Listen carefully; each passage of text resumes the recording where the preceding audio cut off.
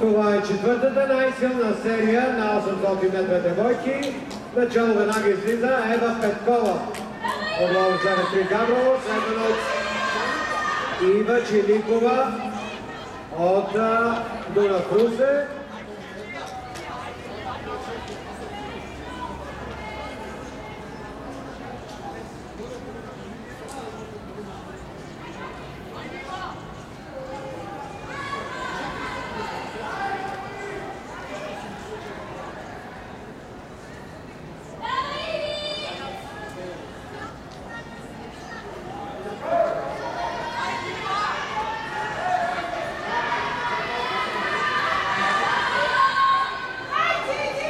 Ева Петкова, обрително начало, да видим колко ще види на първите 400 метра. 69 секунди. След нея Никол Димитрова от Шумен, Ива Чиликова от Русе и Вероника Миткова, Черноград Атлетик Варна.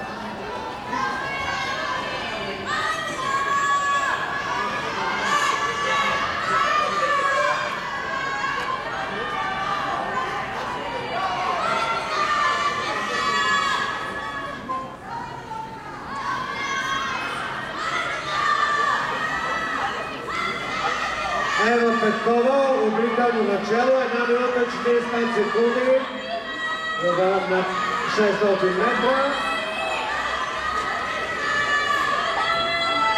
Състезателката Вероника Миткова от Варна. Сега Светлозара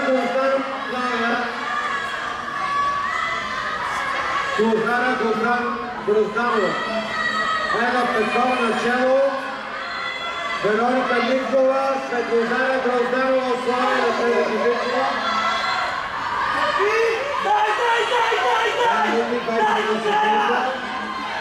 53 столки, втора Вероника Миткова, трета Светлозара Грозданова. Това е тройката в тази серия, да видим. Шампионката се казва Ева Петкова, втори златен медал.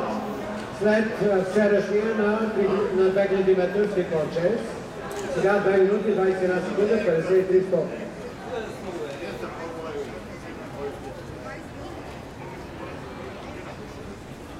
И сега една серия извън класирането участват Полина Тодорова,